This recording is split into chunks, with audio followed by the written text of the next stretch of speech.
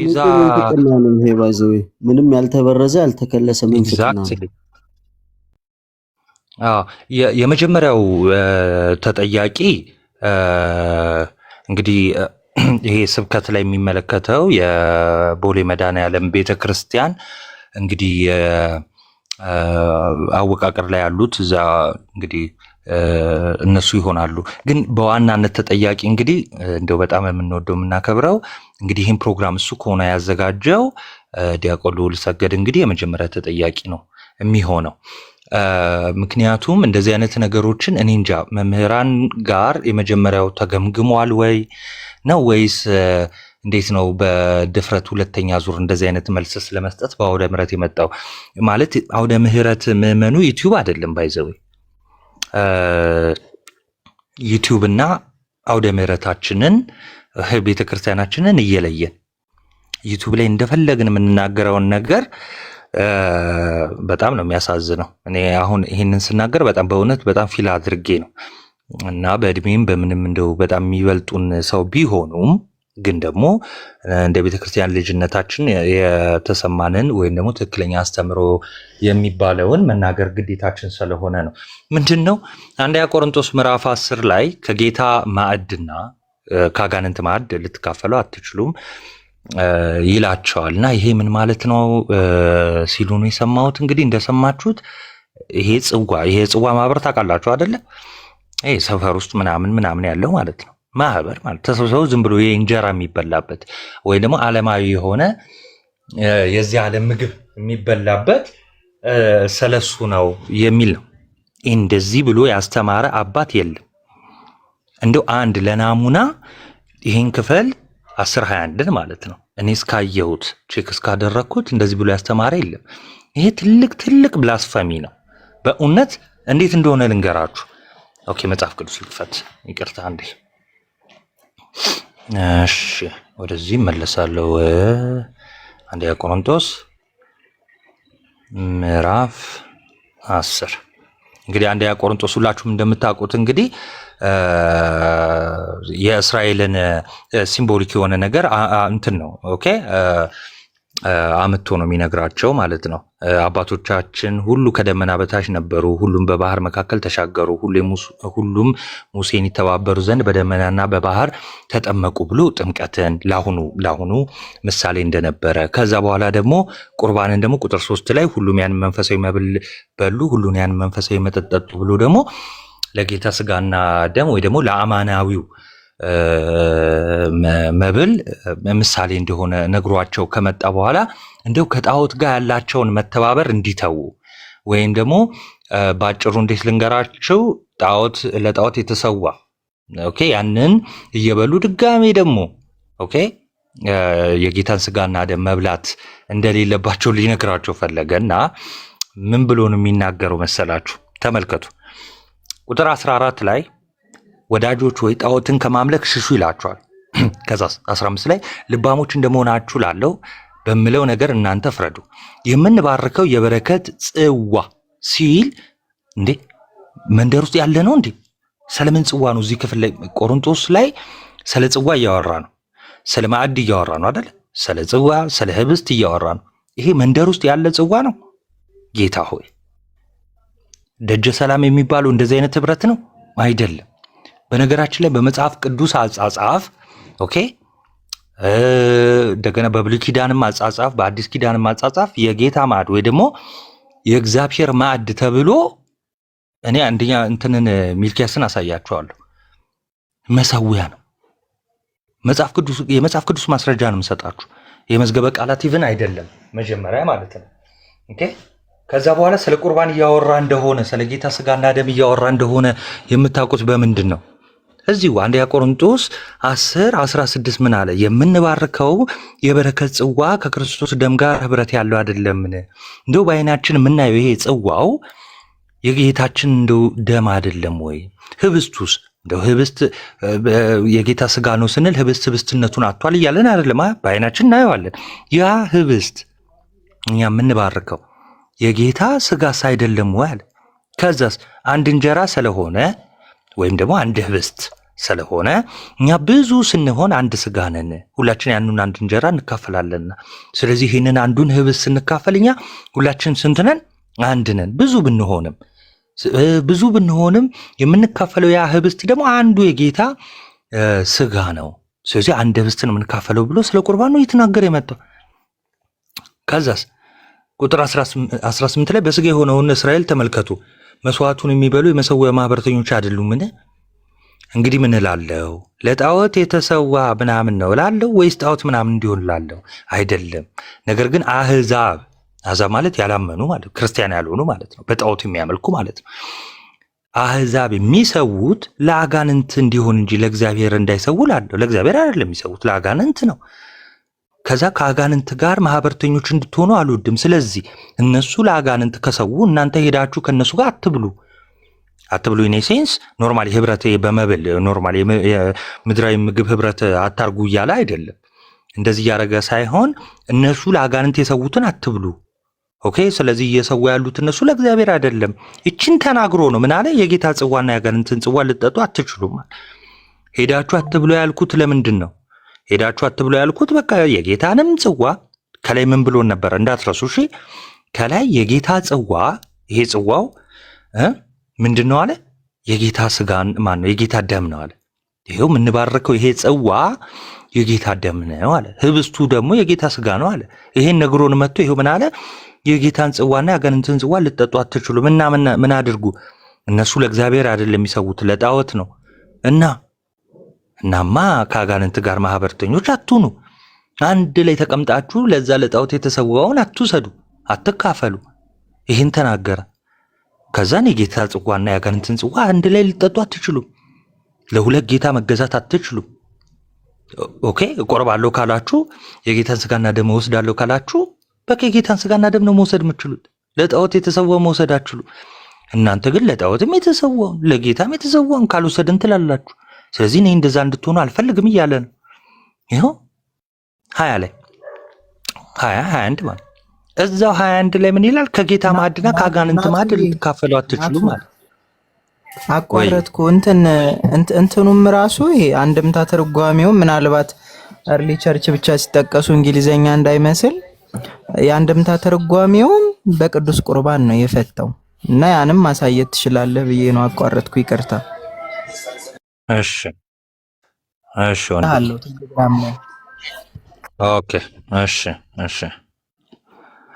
ኦኬ።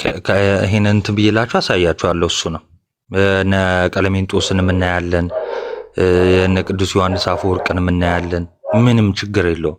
ይሄው ክፍሉ በቃ ስለምንድን ነው እያወራ ያለው ነው። ይሄ ክፍል ሲጀመር አሁን እንደ ክፍል ነው። አሁን እንደሰማችሁት ቮይሱን ይሄ እንደ ክፍል ራሱን ስለ ሰፈር ውስጥ ስላለ ጽዋ ወይ ደግሞ እንዲሁ ክርስቲያኖች ተሰብስበው ስለሚያደርጉት ምድራዊ መብል አይደለም። እና ስለምንድን ነው ካላችሁ ይልቁንስ በብሉይ ኪዳን መንፈሳዊ መብል በሉ መንፈሳዊን መጠጥ ጠጡ ስለተባለለት ፍጻሜ ስላገኘው በክርስቶስ ስለ ጌታችን ስጋና ደም ነው። ከዛ ደግሞ የጌታን ስጋና ደም ሲናገር ወይ ደግሞ ቅዱስ ቁርባን እንዴ ጽዋው የጌታ ደም ነው፣ ህብስቱ ደግሞ የጌታ ስጋ ነው አለ። ከዛስ እንዲህ ይህንን በአደባባይ ሐዋርያው ቅዱስ ጳውሎስ ኦኬ ያስተማረንን የሐዋርያውን ትምህርት ቀጥታ እንዲሁ አንብባችሁት ራሱ ግልጽ የሆነ አጻጻፍ ነው። እንደው ወለም ዘለም እኔ ከፕሮቴስታንትም ስኮላር እኮ ብናመጣ እንደው ሁሉም ባይሆኑ እንደው መሰዊያ እንደሆነና ቅዱስ ቁርባን እንደሆነ ይናገራል። በነገራችን ላይ ይሄን ክፍል የጌታ ማዕድ የሚለውን መሰዊያ አይደለም ለማለት ይታያችሁ የጌታ ጽዋና ህብስት የሚለውን ቁርባን አይደለም ወደ ማለት ያስኬዳል። አያችሁ ይሄ ትዕቢት ነው በነገራችን ላይ ማለት ነው። ይሄው እኛ እዚህ ሶሻል ሚዲያ ላይ ለምሳሌ አይ ስህተት ነው ይሄ አለን፣ ወይም ደግሞ ከዚህ በፊት የጌታ ማዕድ የሚለው ቀኛን ለመቃወም ብቻ ሲባል የጌታ ማዕድ የሚለውን ተመልከቱ። the Lord's table ይሄ እንግሊዘኛው ነው። በነገራችን ላይ ሄርሜኔቲክስ ላይ ወይ ደግሞ የመጽሐፍ ቅዱስ ስነ አፈታት ላይ ለምሳሌ የመጀመሪያው ስልት ምንድነው? በኩር ቋንቋው ጋር ሄዶ ቼክ ማድረግ ነው። በቃ በኩር ቋንቋውን መመልከት። በኩር ቋንቋው ምንድነው? ግሪኩ ምን ይላል? ትራፔዛ ኩሩ አለቀ። እኛን ተርጉም አላለም። የሄርሜኔቲክሱ ራሱ አሁን ቴዎሎጂ እንግዲህ እኚህ ሰው ተምረዋል አይደለ? በጣም ከባድ ነው። እና የጌታ ማዕድ የሚለውን ተመልከቱ። ማዕድ የሚል መጥቶ ከዛ የጌታ አለው አይደለ? ዝም ብሎ ማዕድ ብቻ አይደለም። የጌታ ማዕድ የሚለውን ለመሰረዝ መሰዊያ አይደለም፣ እንደው እኛ ታቦት የምንለው አይደለም። እነሱ ተሳስተዋል። አሮን ነው ብቻ ስድቡን መድገም አልፈልግም። ምን አመጣሽ ምናምን ይበሉን፣ ችግር የለውም። እሰየው ታናሽ ነን እንቀበላለን ለስድቡ። ግን እኛ እንደዛ ለማለት መጽሐፍ ቅዱሱ እንዴት እንቀይራለን እንዴ? ናቲ እንዴት መጽሐፍ ቅዱሱን እንቀይራለን ትላለ? የእሳቸው ልክ ነው ካላችሁን ይኸው እዚሁ መጽሐፍ ቅዱስ ብሉይ ኪዳን ላይ ወስዳችሁና ሚልኪያስ ላይ ወስዳችኋል። ትንቢተ ሚልኪያስ ምዕራፍ 1 ቁጥር 7 እንዲህ ይላል፣ በመሰዊያዬ ላይ በምን ላይ አለ? በጽዋ አለ፣ በደጀ ሰላም አለ፣ በዘኪ አለ አይልም። በመሰዊያዬ ላይ ርኩስ እንጀራ ታቀርባላችሁ እና ያረከስን በምንድን ነው ብላችኋል፣ እና የእግዚአብሔር ገበታ የተነቀፈ ነው በማለታችሁ፣ አሁን ያንን የረከሰ በማቅረባችሁ ነው አለ። የእግዚአብሔር ገበታ ማለት ማዕድ ማለት ነው በነገራችን ላይ። ወይም ደግሞ እንግሊዘኛውን ተመልከቱት፣ ዘ ሎርድስ ቴብል። እንዴ እኛን መቃወም ማንም ሰው ይችላል። ኦኬ ወንድሞችን እዚህ እኛ ስል እንግዲህ ገባችኋል አይደል? ሆል ቲክቶክ ላይ ያለን እንግዲህ ያው ይሄ ሶሻል ሚዲያው በፈጠረልን ደግሞ ከወንድሞቻችን ጋር ከእናንተ ጋር ምንማማር ማለት ነው። እንዴ መጽሐፍ ቅዱስ ሰው እንዴት ይቃወማል? አንደኛ ቆሮንቶስ ምዕራፍ 10 21 ስለ ሰፈር ጽዋ አውርቶ ማያውቅም፣ ሊያወራም አይችልም። ፈርስት ኦፍ ኦል በቃ ሊያወራ አይችልም። እንዲህ የሚላችሁን ሰው የመቀበል ምን ግዴታ የለባችሁ። በቤተ ክርስቲያን አውደ ይሄ ዩቲዩብ አይደለም። አሁን አውደ ምሕረት ላይ ተወጥቶ ቤተ ክርስቲያን የማትለውን መናገር ማለት ነው። ኦኬ ወደ መጽሐፍ ቅዱስ ልመለስ፣ ብዙ አላበዛባችሁም። እሺ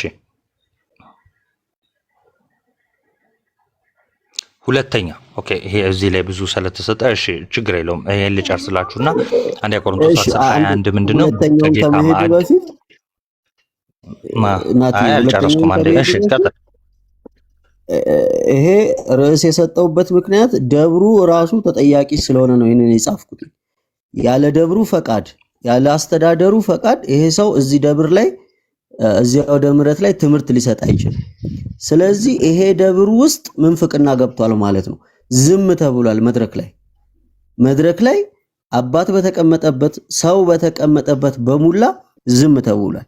ስለዚህ ቤተክርስቲያን ውስጥ እዛ ደብር ውስጥ ምንፍቅና ገብቷል። ይሄንን ነው የተናገርኩት፣ ሌላ ነገር አይደለም። ይሄ ፖለቲካ ምናምን ነገር አይደለም።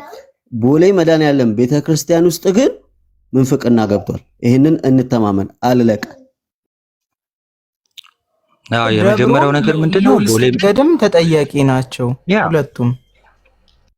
ኤግዛክትሊ በዋናነት እንግዲህ ስብከተ ወንጌሉ አሁን እንግዲህ ይህንን ነገር የሚመለከተው የሚመጡትን መምህራን ቼክ ማድረግ ኃላፊነት ያለበት እንግዲህ ይሄው ቦሌ መድኃኔዓለም እንደው አይ ቲንክ ይሄ ሪከርድ ሊደርሳችሁ ይችላል። ቆይ እና ለምን መሰለህ እንደዚህ ነው ናቲ፣ ለምን መሰለህ እዛ መምህር ዘሪሁን የተባለው ግለሰብ የቤተ ክርስቲያኒቱ የስብከተ ወንጌል ምክትል ኃላፊ ነው። ለዛ ነው ደብር ውስጥ ምንፍቅና ገብቷል ያልኩት። ያ አሁን ኦኬ እሺ እንዴት እናርግ መሰላችሁ? ይሄው በቃ ይሄንን የምትሰሙ አሁን ይሄንን መልእክት አድርሱ ማለት ነው ለጠቅላላ ለቦሌ መድኃኔዓለም ቤተክርስቲያን። ያው ቦሌ መድኃኔዓለም ቦሌ በሚገኘው ታላቁ ደብራችን እንግዲህ ቦሌ መድኃኔዓለም አገልጋይ የሆናችሁ ዲያቆናት፣ ካህናት ባይዘዌ ሊቀ ዲያቆኑንም ቄሰ ገበዙንም የሚመለከት ጉዳይ ስለሆነ ማለት ነው። እናም አስተዳዳሪ እንደዚህ አይነት የምንፍቅና ትምህርትን በመጀመሪያ ደረጃ የተናገረውን በመምህራን ሳይመዘን ስህተት መሆኑ እየተረጋገጠ ዝም ተብሎ በሁለተኛ ዙር እንዲያስተምር መፍቀዱ ራሱ አንደኛ ለቤተ ክርስቲያን ያለ ትልቅን ጥላቻ ያሳያል። ሁለተኛ ነገር በውስጣችሁ ያለውን ደግሞ በአስተምሮ የተንሻፈፈ የሆነ የተሐድሶ እንቅስቃሴ ይሸተናል። ምክንያቱም መጽሐፍ ቅዱስ የሚለውን በተቃራኒ የሚያቀርቡ መምህራንን በድጋሚ ተመልከቱ። ሰው አንዴ ሊሳሳት ይችላል እና ሁለተኛ ጊዜ ግን እንትኑን አጥፋው። ቆይ አንተ ምንድነው ርዕሱን? ቆይ አሁን ነው ያየሁት እኔ ራሱ። ቆይ አጥፋው። ገብቶኛል ሀሳብህ፣ ግን እንትን በለው ካለህ ማለት ነው። ቴንኪው አንተ እታዘዝሃለሁ። ችግር የለም ደሆል። እሺ። እና ትልቅ የተሃድሶ እንቅስቃሴ እየተስፋፋ በአንድ ሰው አክቹሊ አንድ ሰው ነው ያየ ነው። ምክንያቱም ቤተክርስቲያን የማትለውን የራሷን የሆነ አዲስ ትራዲሽን ካልፈጠርኩልሽ እኔ ነኝ የማቅልሽ አይነት የሆነ ትምህርትና በሌሎች ደግሞ በዚህ ጉዳይ በስብከቱ ጉዳይ የሚመለከታቸው የቦሌ መድኃኔዓለም ቤተክርስቲያን በአስተዳደርም ክፍሎች ያሉ የሚመለከታቸውም ሰዎች ደግሞ ይህ መምህር ነኝ ብሎ የመጣ ሰው የመጀመሪያ ስህተቱን እንደገና ድጋሜ እንዲሳሳትና የምዕመናን ጆሮ ላይ እንዲለማመድ ድጋሜ መፍቀዳችሁ ራሱ እንደው ቤተክርስቲያኒቷ እረኛ እንደሌላት ከማስመሰል እንደው በጣም ከዛም ለይተን አናየው። እውነት እረኞች አሏት። ቅዱስ ሲኖዶስም አለ። ሌላው ሁለተኛው ደግሞ ለዲያቆን ልዑል ሰገር ነው። እንደው በጣም የምንወድም እና ከብርህ እንደው መምህር ነህ፣ ዘማሪ ነህ እና ያው ከልጅነታችን ጀምሮ በጣም በቃ ባንተ ዝማሬ ያደግነን። ግን እንግዲህ ይህን ፕሮግራም አንተ ያዘጋጀው ከሆነ ይሄ ትልቅ ነውር ነው። እንግዲህ እኔ በውስጥ መልእክትም ለማስቀመጥ ሞክሬያለሁ፣ ለሱ የደረሰው አይመስለኝም። ኤኒዌይስ ግን ይሄ ዩቲዩብ ወይም ደግሞ የሆነ ፖድካስት አይደለም። ምዕመናን እንግዲህ የክርስቶስ በጎች በጣም ጥንቃቄ የሚፈልጉ እንደገና በአውደ ምሕረት ደግሞ መሰበክ ያለበት በመንፈስ ቅዱስ እርዳታ የቤተ ክርስቲያኗን አስተምህሮ እንጂ የማንም የግል ምልከታ መስሚያ መናገሪያ እና ሀሳብ ማስፋፊያ አይደለም። አንደኛ ቆሮንቶስ ምዕራፍ 10:21 በቤተ ክርስቲያን ታሪክ ውስጥ እኔ ይኸው ልንገራችሁ፣ በቤተ ክርስቲያን ታሪክ ነው ያልኳችሁ። ይሄ እንደ እይታ ምናምን አይደለም። በቤተ ክርስቲያን ታሪክ ውስጥ እንደው ከጌታ ስጋና ደምና ከመሰዊያ ውጪ ለሰፈር ጽዋ ተሰጥቶ አያውቅም። ካለ እንኳን እንደው የሆነ ጽሑፍ እንኳን ብታገኙ ስህተት ነው። የለም ግን በቃ ስህተት ነው።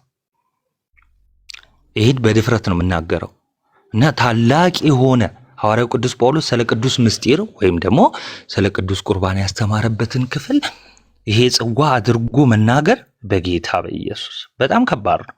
እና ይህ መምህር እንግዲህ ነኝ የሚል አካል እዚህ ቲክቶክ ላይ መጥቶ ሊወያየን ይችላል። እንደው በፍቅር እናወራዋለን። ካልሆነም ደግሞ ያለበት ድረስ ይሄው እኔ ፍቃደኛ ያለበት ድረስ ሄጄ የሚያመቻችም አካል ካለ ማለት ነው። ምክንያቱም ቤተክርስቲያናችን በእንደዚህ አይነት ሰው መወከል ስለሌለባት። ኤኒዌይስ የሁለተኛ ሐሳቤን አጠር አድርጌ በጣም ባጭሩ ልንገራችሁና ወደ ወንድሞቼ እሄዳለሁ። ቴንኪዩ። እና እንግዲህ አንደኛ ቆሮንቶስ በቃ ይሄ ነው። ስለምን እያወራ ነው? ስለ ህብስቱ፣ ስለ ጽዋው እያወራ ነው። አሁን ተመልከቱ። የኛ መሰዊያ የምንለው ታቦት የምንለው ከህብስቱና ከጽዋው አይለይም። እሺ መሰዊያ ካለን አያችሁ ቁርባን አለ። ቁርባን ካለን መሰዊያ አለ። ኦኬ ሁለቱ ተያያዥ ነገሮች ናቸው። ያለ መሰዊያው ቁርባን የለም፣ ያለ ቁርባን መሰዊያው የለም። በእኛ ቤተክርስቲያን ሐዋርያው ቅዱስ ጳውሎስ ደስ የሚለው ሲናገር ሁለቱንም እንደዚህ ነው ያስቀመጠው። በነገራችን ላይ ሐዋርያው ቅዱስ ጳውሎስ አይደለም እሱ ብቻ አይደለም፣ እነ ቅዱስ አግናጢዮስ ባይዘዌ በኤፌሶን መልእክታቸውም ፊላደልፊያም ላይ ሄዳችሁ ብታዩ ለምሳሌ ሁለቱንም መሰዊያውንም ቅዱስ ቁርባኑንም አያይዘው ነው ያስቀመጡት። በነገራችን ላይ ማንም የትኛውም አባት ሲያስቀምጥ ይሄ ነው። ቅዱስ ቁርባኑን ለብቻ ሌላ ተናግሮ መሰዊያው ለብቻ የሚነገር አይደለም። እሺ ይሄን ያዙ። ሐዋርያው ቅዱስ ጳውሎስ በቆሮንቶስ 10 ላይ በተለይ 10 ላይ ስለ ጌታ ስጋና ደም እያወራ ነው። እና ባጭሩ ግን መልእክቱ ምንድነው ካላችሁ እንግዲህ በቃ እዛም እዚህ ማለት አትችሉም። አዘሴም ታይም ከጣዖትም ለጣዖት የተሰዋውንም መብላት እየበላችሁ እየመጣችሁ እዚህ መቅረብ አትችሉም ነው በቃ ባጭሩ ያለው። ወደ ቀጣዩ ልሂድ። እኚሁ መምህር ዛሬ በነበረው በላይቭ እንግዲህ ያዳመጥኩት የብሉይ ኪዳን ታቦተ ጽዮን ማለት ነው። ታቦተ ጽዮን አሁንም አክቲቭ ናት። what does it mean? አሁንም አክቲቭ ናት ማለት ተመልከቱ። የብሉይ ኪዳን ታቦት አሁንም ምንድናት? አክቲቭ ናት። ሐዋርያው ቅዱስ ጳውሎስ በዕብራውያን መልእክቱ ምዕራፍ 9 ላይ እንግዲህ ዕብራውያንን በአጠቃላይ ታስታውሳላችሁ አይደለ? እያነጻጸረ እንግዲህ በክርስቶስ የሆነውና ክርስቶስ ታላቅ እንደሆነ ከመላእክት ከነቢያት ከነ ሙሴ ከነ ኢያሱ ይሄን ሁሉ አነጻጽሮ ከዛ በኋላ ማጋ ይመጣል፣ አሮን ጋር ይመጣል። አያችሁ ሊቀ ካህን እንደው አሮን አለን የሚል ነገር ነበራቸው የሚኩራሩበት። ከዛን እንግዲህ ከአሮንም ይበልጣል፣ ምክንያቱም እሱ እንደ ካህኑ መልከጼዴቅ ተብሎ በመሐላ ምን የሆነ ነው? ካህን የሆነ ነው። ክህነቱም የዘላለም ነው ካለ በኋላ ምን አለ? የፊተኛው አገልግሎትና ስርዓት ነበራት እና የዚህ ዓለም መቅደስ ነበራት። የትኛዋ?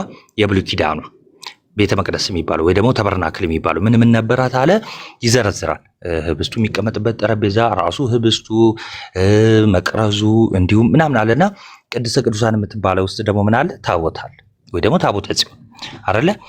እና ይሄን ተናግሮ በጣም የሚገርማችሁ ፊተኛይቱ ድንኳን ይሄ አገልግሎት ማለት ነው የብሉይ ኪዳኗ ይህ አገልግሎት ፊተኛይቱ ድንኳን ተበርናክሏ በዚህ ገና ቆማ ሳለች ወደ ቅድስት የሚወስደው መንገድ ገና እንዳልተገለጠ መንፈስ ቅዱስ ያሳያል። ክርስቶስ መምጣት ነበረበት። ወደ ምሳሌ ስለሆነች ወደ እውነተኛው መከፈን ነበረበት። ከዛስ ይህም አሁን የተዘረዘሩት አሁን ያልኳችሁ ታቦተ ጽዮንንም ጨምሮ ማለት ነው ወይ ደግሞ የብሉይ ኪዳን ታቦት ጨምሮ ለአሁን ጊዜ ምሳሌ ነው እና እንደነዚህ መባ መስዋዕት ያቀርባሉ።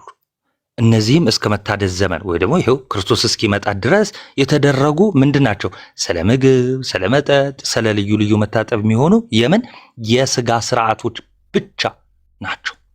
ኢቭን በብሉይ ኪዳን ራሱ ይሄ አገልግሎቱ የስጋ ብቻ ነበሩ፣ የስጋ ስርዓቶች ብቻ ነበሩ።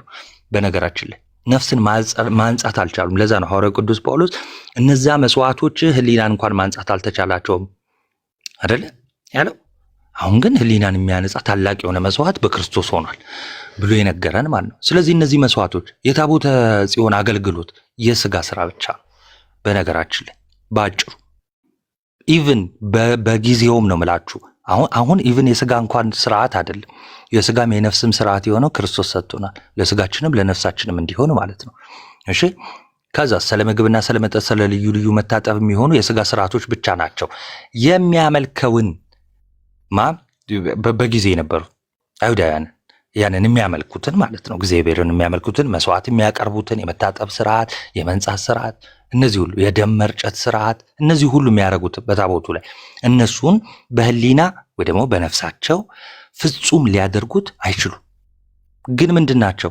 ክርስቶስ ይመጣ ዘንድ ላለው መልካም ነገር ምሳሌ ናቸው እነሱ።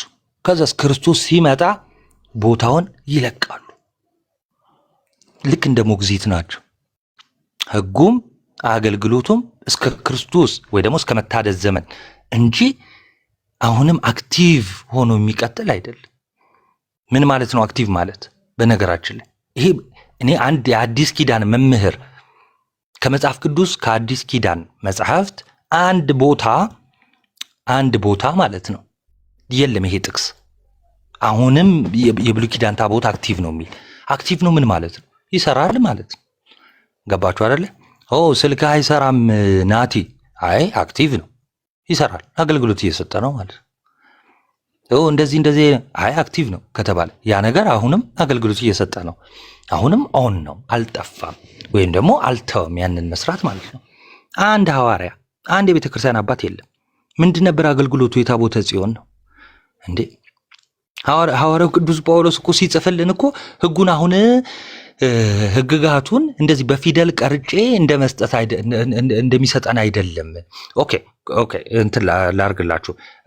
እዚሁ ዕብራውያን 8 ላይ ምን ይላችኋል መሰላችሁ? እሺ ሶሪ አንዴ። እሺ ፊተኛው ኪዳን አሁን የፊተኛው ኪዳን ዕብራውያን 8:7 ላይ ማለት ነው። እሺ ፊተኛው ኪዳን ይሄ አሮጌው ማለት ነው ነቀፋ ባይኖረው ለሁለተኛው ስፍራ ባልተፈለገም ነበር አለ። አክቲቭ መሆን ቢያስፈልገው ይሄ አዲስ ኪዳን ለምን ሆነ? ለምን አዲስ የሆነ ኪዳንን ከኛ ጋር አደረገ እግዚአብሔር? ነቀፋ ስላለው አይደል እንዴ?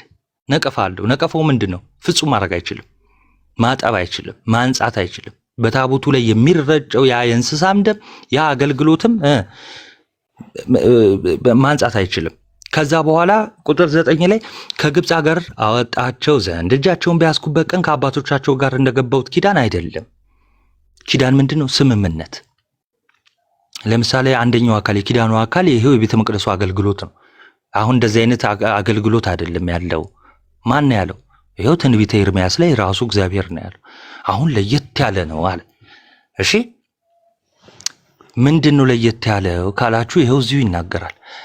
እሺ ያኔ ከግብፅ ባስወጣዋቸው ጊዜ በሲና ተራራ ከህዝቡ ጋር እንደገባሁት አይነት ኪዳን አይደለም። እና ምንድን ነው? እነርሱ በኪዳን ያልጸኑም በብሉይ ኪዳን ያሉት ማለት ነው። እሺ እኔም ቸል አልኋቸው ይላል ጌታ። ከዚያ ወራት በኋላ ከእስራኤል ቤት ጋር የምገባው ቃል ኪዳን ይህ ነው። ስለዚህ አዲሱ ኪዳን ምንድን ነው? ህጉን እንዴት ነበር ያደረገው? በድንጋይ ላይ ጽፎ ነበር የሰጠው። አሁንስ ህጌን በልቦናቸው አኖራለሁ። አሁን ይሄው በልቦናችን ነው የሚያኖረው። ኦኬ ልባችን ነው አሁን ያ ህጉ የተጻፈበት ጽላት አሁን ልቦናችን ነው። በልባችን ይኖራል። እንዴት? በመንፈስ ቅዱስ።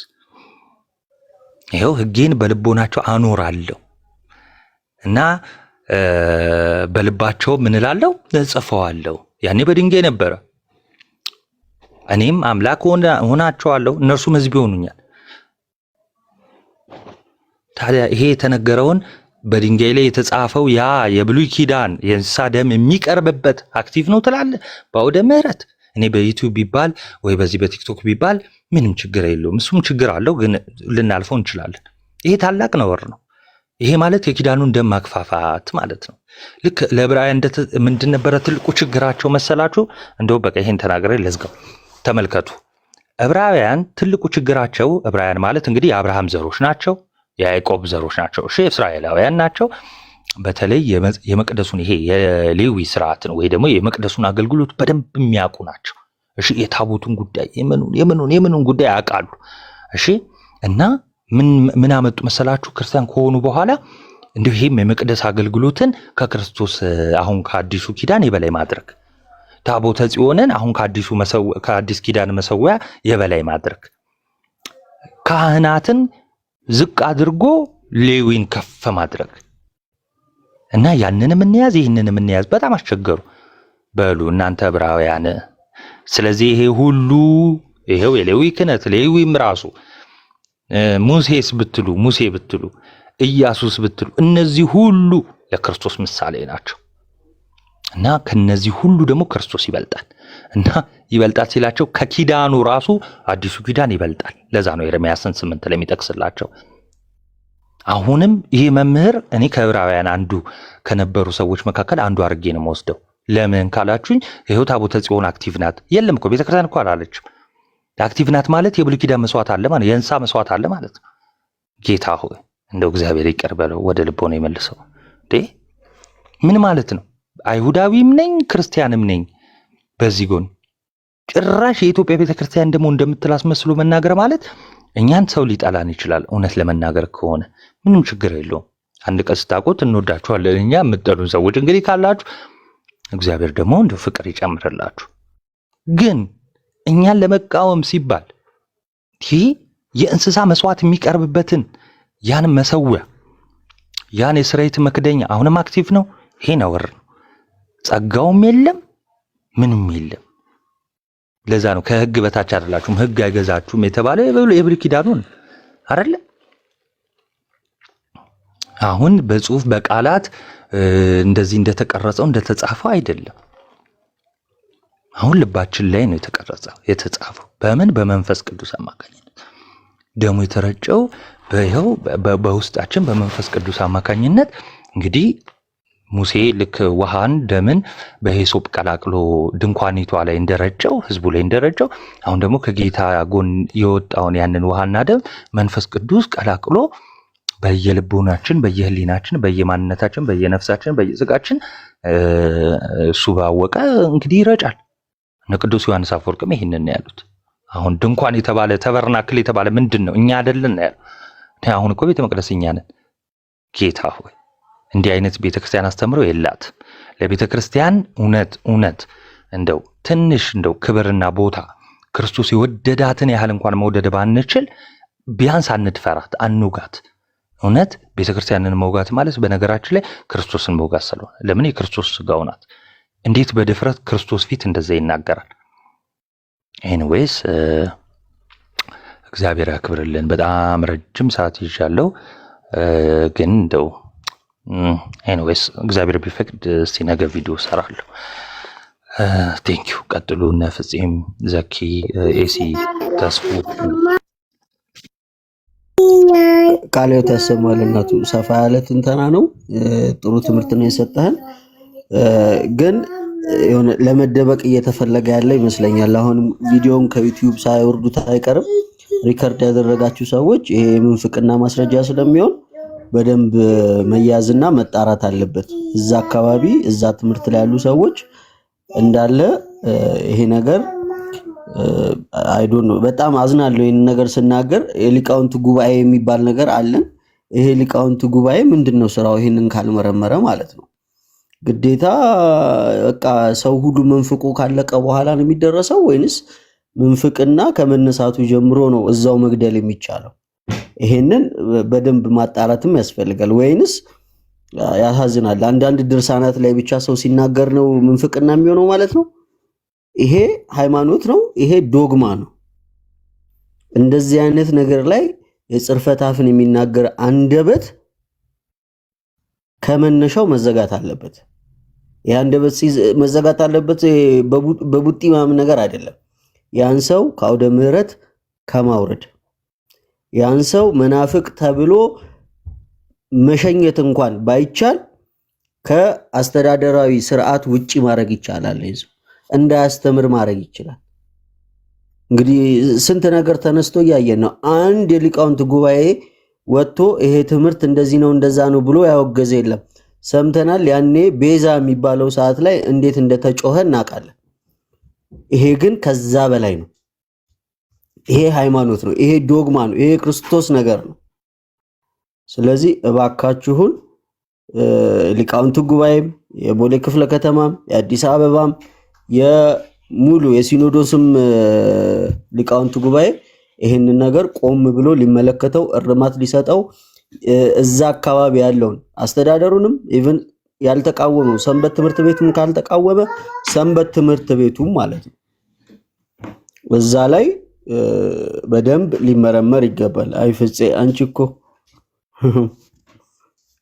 ይሄንን በደንብ መመርመርና የምንፍቅና ሾኩ ወይ መንቀል ይገባል። እሺ ቀጥይ። አሁን ናቱ ይሄ አንደኛ ቆሮንቶስ 11 ላይ ያለውን የጌታ ማዕድ የሚለውን የሰፈር ውስጥ ጽዋ ማህበር ብሎ ሲያስተምር ነበር ሲል ምን ትዝ አለኝ መሰላችሁን? ይሄ የዓለም ብርሃን የሚባሉ ታውቋቸዋላችሁ አይደል? አሁን ደግሞ ወደ ክፍለ ሀገር ላይ ምናምን በጣም እየበዙ ነውና እነሱ እንደዛ ነው የሚያምኑት በነገራችን ላይና እንደዛ አይነት ነገር ሰምቼ ነበር እንደዚህ እንደሚያምኑ። ይሄ ሰፈር ውስጥ ያለ ጽዋ ማህበር ምናምን ቅዱስ ቁርባን ነው ብለው ነው የሚያምኑት። እና ይሄ ቴዎድሮስ ይምጣ አይመለከተኝም። እኔ እሱን ላይ ለመግባት ሳይሆን ይሄ ቴዎድሮስ ይመጣል ምናምን ብለው የሚያምኑ እንደዛ ካወቃችኋቸውና ይሄም ሰውዬ እንደዛ ቪዲዮ አለ ሲባል ሰምቻለሁ። እስቲ ካገኘ ነው እናየዋለን። መድረክ ላይ ሳይቀር ቴዎድሮስ ይመጣል እያለ የሚሰብክ ሰው ነበርና ምናልባት ከዛ ማህበር ውስጥ አንዱ አለመሆኑን ራሱ በምን እርግጠኛ እንሆናለን? እና ይሄ ራሱ መጣራት ያለበት ነገር ነው። እነሱ እንደዛ ብሎ ስለሚያምኑ ማለት ነውና ለቤተ ክርስቲያን በጣም አደገኛ የሆነ አካሄድ ነው ይሄ የዓለም ብርሃን የሚባለው አካሄድ ማለት ነው። በጣም አደገኛ የሆነ ባህታዊ ከዚህ ገዳም የመጣ ባህታዊ እንደዚህ ተናግሩኝ እያለ በህዝብ ላይ በክርስቲያኖች ላይ በጣም ብዙ ነገርን የሚጭን ማህበር አይነት ነገር ነውና በጣም አደገኛ ነው አካሄዳቸውና ከፕሮቴስታንቱ የባሰ ነው። በጣም ከባድ እንትን ነው። እንደውም አንድ ጊዜ እነ ኔታ ገብረመድህንም የተወሰነ ነገር ብለውበታል አንድ መድረክ ላይ ተጠይቀውና ያው እሱ ነገር ላይም እጁ ያለ ይመስለኛል። እኔ ሙሉ እርግጠኛ ባልሆንም ግን መጣራት የሚገባው ነገር ነው ብዬ አስባለሁ። ባይዘው እሱ ብቻ ሳይሆን አንድ ትምህርት ተጠይቆ ነበር። እኛ እህታ ቤተክርስቲያናት እንዴት ነው አንድ የምንሆነው የሚል ጥያቄ ተጠይቆ ነበርና እሱን ከመመለሰው በፊት የጌታ ጸሎትን ከማንሳቱ በፊት ማለት ነው ፕሮቴስታንትም እኛም ሁላችንም አንድ ነን የሚል ሐሳብ አውርቶ ነበር። እሱን አድምጣችሁታል? ናቲ አድምጣሃል? እሱ ናቱ አይሰማም? አሁን ይሰማል። እነዚህ እህት አብያተ ክርስቲያናት በምንድን ነው አንድ የሆኑት ብሎ ሲናገር ከፈለክ ቲጂ ስቶሪ ላይ አለ፣ የትዕግስት እንትን ላይ ስቶሪ ላይ አለ፣ እዛ ላይ ታየዋል። እሱን ጥያቄ ሲጠየቅ እኛም ፕሮቴስታንት በጌታ አንድ ነን ያለበት ነገር አለ፣ በክርስቶስ አንድ ነን ያለበት ነገር አለ። እሱን ሰምተኳል? ኧረ ጭራሽ እንደዛም ብሏል። እሺ ትዕግስት የምትባል አካውንት አለች አንድ፣ እሷ ላይ ስቶሪ ላይ አለ። ሁለተኛ ስልክ ከያዝክ አይ ነው ይሄኛው ዘግቷል። አይ ነው አላየሁትም። ኧረ ቆይ እስቲ እንዴ እንደዛም ብሏል። ካውንስል ውስጥ እንዳያስገቡን አንተሽ ያን ካውንስል ለ3 ለ4 ስንከፋፍል እዚሁ መጥቶ እሱ ሊደምረን ነው እንዴ? ደግሞ ሐሳቡ ይሄው እቺኛዋ ትዕግስት ላይ ቃለ ሕይወትን ከለየሱስ ካውንስል እሱ ይመጣል። እንዴት ናችሁ? እኔ የምለው ግን ዘሪሁንን በትክክል ያወቃችሁት አይመስለኝም። ምናልባት አንድ ሁለት ነገሮችን ልበል። እኔ በደንብ አድርጌ ዘሪሁንን ስለማውቀውና ያው ሰዎችን መጠበቅ ምዕመናንን መጠበቅ ግዴታ ነው። ትምህርትን ማስተማር፣ ትክክል ያልሆነን ነገር እንትን ማድረግ ግዴታ ነው። ከዛ በስተቀር እንደው ጊዜያችን አልሆነም እንጂ ከዚህ ቀደም አባቶች መድረክ ላይ እንዲህ አይነት ምንፍቅና ሲደረግ እዛው የሚያስቆሙበት ወቅት ነበረ። በእኔ እድሜ እንደዛ አጋጥሞኝ ያውቃል፣ አይቼ አውቃለሁና ይሄ አለመሆኑም ያሳዝናል። የሆነ ሆኖ ግን ከኛ የሚጠበቅ ኃላፊነት አለ። እኛ እስከ ሊቃውንት ጉባኤ ድረስ በዚህ ብቻ መቆም የለብንም። ምክንያቱም በቤተ ክርስቲያን ውስጥ ጥሩ ያልሆነ በጣም ከባድ የሆነ ሰንሰለት አለ እና ያ ሰንሰለት በትክክል መበጠስ ያለበት ሰንሰለት ነው ብዬ አስባለሁኝ። ያው በተሐድሶና ቅድም ምንድነው ዘካርያስ ያላቸው እንትኖችም በጣም በብዙ ሳይድ ያው የቤተ ክህነቱን ነገር ብዙ መናገር አስፈላጊ አይደለም። ከዛ በስተቀር ግን ስለ ዘሪሁን አንድ ሁለት ነገር ልበላችሁ ብዬ ነው። ምክንያቱም እሱን ካወቅ ነው ለሚናገራቸው ነገሮች በደንብ አድርገን ግንዛቤ ይኖረናል ብዬ አስባለሁኝ። እናንተ ብዙም ትልቅ የሆናቸው አይመስለኝም እና በ90ዎቹ አካባቢ ቴዎሎጂ ኮሌጅ ነበረ። ህይወቱን ብዙ ለመናገር አይደለም፣ ግን በዛ ጊዜ 2 ጊዜ ተባሮ ነበረ። የተባረረበትን ምክንያት ማወቅ ተገቢ ነው። ከዛ ቀጥሎ ደግሞ ምናልባት ካስታወሳችሁ የሚሌኒየም ኮሚቴ ሰብሳቢ ነበረ። በሚሌኒየሙ ማለት ነው፣ በአባታችን በብፁዕ አቡነ ጳውሎስ ጊዜ። ከዛ ጊዜ የተባረረበት ምክንያት ነበረ። በጉቦ እንደዚህ በማጭበርበር ነበር የተባረረው እና ከዛ በኋላ ደግሞ በተለያዩ መድረኮች ላይ በጣም ጥሩ ያልሆኑ ነገሮች ሲደረጉ ነበረ። ለምሳሌ ከአቡነ ጳውሎስ ከተሰራው ሐውልት ጋር በተያያዘ ምናልባት ወቁት አትወቁም አላውቅም፣ ከነበጋሻው ጋራ የመሐሙድ አህመድ ባለቤት የነበረችው ሴት ከእርሷ ጋር አሁን ቅርብ ጊዜም የሆነ በዩቲዩብ ላይ እንደዚህ ከጉዞ ማህበር ጋር ተያይዞ ማየት አንድ ሴትዮ አሉና ከእሳቸው ጋር ተያይዞ የተፈጠረ ነገር ነበር። እዛ ነገር ላይ በጣም የሚዘገንን በጣም የሚያስጠሉ ነገሮች እዚህ አካባቢ መነገር የሌለባቸው ነገሮች አሉ እና ብዙ ቤተክርስቲያን ላይ በአንድ ጊዜ ሳይሆን በተለያየ ጊዜ ብዙ ጠባሳዎችን እያስቀመጠ በነገራችን ላይ መናገር ስለሌለብኝ ነው ዝም ብዬ ጨረፍ እያደረኩ ማልፋቸው እና ጠባሳዎችን እያስቀመጠ የመጣ ልጅ ነው። ምን ለማለት ነው? ዘሪሁን ማለት አንደኛ እኔ ፐርሰናሊ በደንብ እንተዋወቃለን። አብሮ አደጌ ነው ከታች ከልጅነት ጀምሮ ከህፃንነት ጊዜ ጀምሮ ማለት ነው። ስለዚህ እንደምን አድርጌ አስባለሁ መሰላችሁ? ቤተ ክርስቲያን ላይ ልክ እባብ ምንድን ነው ዲያብሎስ በእባብ አድርጎ አይደለ ሔዋንን ያሳታት? ልክ እንደዛ ሆኖ የገባ ሰው አድርጌ ነው ማስበው። ይቅርታ አድርጉልኝ። ምክንያቱም በቤተ ክርስቲያን እንደው ዝም ብለን ብናይ ከአንድ ካለን ከስርዓቶች አኳያ እንኳን አጽዋማትም እኔ ዘሪውን ሲጾም አይቻል አቅም ይቅርታ አድርጉልኝ። ከትልቁ ጀምሮ እስከ ትንሽ አጽዋማት ድረስ ማለት ነው። ተስፍዬ በጣም የግል ጉዳዩ ነገር ከሆነ ባላነሳው ጥሩ ነው። ይቅርታ አድርጉልኝ። በጣም የግል ጉዳዩ ለራሱን ተወውና ትምህርታዊና ሃይማኖታዊ ጉዳይ ላይ ብቻ ይሻለናል። ትምህርታዊና ሃይማኖታዊ ጉዳይ ላይ እንደው ከመናፍቃን ጋር እስከ ዛሬ የለውም ግንኙነት የለውም። ግን ቤተ ክርስቲያንን በገንዘብ ግን አድርጎ ገንዘብ የሚሰጠውን ካገኘ እስከ ዛሬ በመጣበት ሂደት ሁሉ ማለት ነው። አሁንም እንዴት እንደገባ ወደኋላ ዞሮ ማየት ይቻላል። ቦሌ መድኃኔዓለም ቤተ ክርስቲያን እና እነዚህ አይነት ነገሮችን ሲታይ አሁንም ሁለት ነገሮችን ያስባለሁ። ገንዘብ ካገኘ ቤተ ክርስቲያንን ይሸጣል። አሁንም ኋላውን እንድታዩት ነው። ለዛ ነው የምናገረው። ሁለተኛ ደግሞ ጭር ሲል አልሆድም አይነት ነገር ስለሆነ ማንኛውንም ነገር ለማድረግ ራሱን የሆነ ቦታ ላይ ለማድረስ በምንም አይነት ነገር ማንኛውንም ነገር መስዋዕትነት የሚከፍል ልጅ ነው እና ይሄን በደንብ እንድታስቡበት ለማለት ብዬ ነው። እንደው አጠር ሳደርገው ይቅርታ፣ ፐርሰናሉን ሳላስበው ነው ወደዛ እየሄድኩ የተናገርኩት። እርሱን ማወቅም ተገቢ ነው።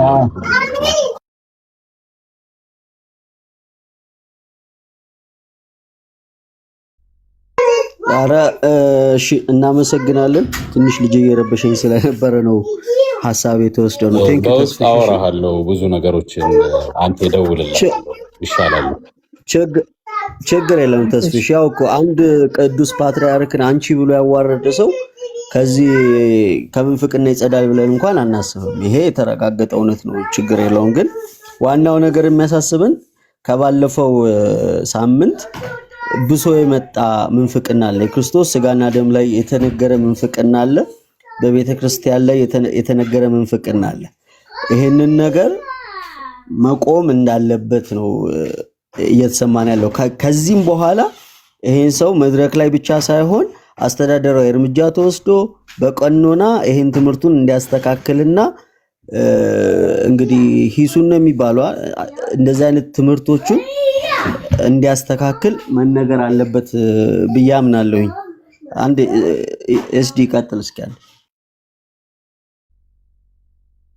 በቀጣይ ሳልሳዊ ቴዎድሮስ መች ነው የመጣው የሚለውን ደግሞ ቢነግረን ጥሩ ነው። እኛ ናፍቆናል ሳልሳዊ ቴዎድሮስ እና ምናልባት ይህንም ነገር አብሮ ቢያይዝልን ብዬ በቁጥር 3 ስብከቱ ደግሞ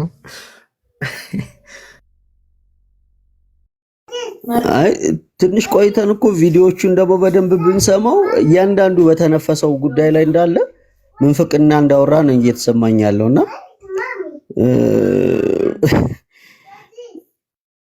አረ ምን ችግር አለው ብለህ ነው የጌታ ጽዋ የጌታ ማዕድ የሚለውን የማህበር ጽዋ ነው የሚል ሰው የሚያስገርፈኝ ከሆነ ችግር የለውም። የሚያስገርፈኝ ኢዮብ እንደዛ እንደተባለ ብታውቅ እኮ አንተ ራስህ አታርፍም። ለምን 2-3 ጊዜ አልገረፉኝም ነው የምትለው? አላቅህም እንደ አንተ እና አልሰማህም ይመስለኛል። ዛሬ የተነገረው ምንፍቅና ደግሞ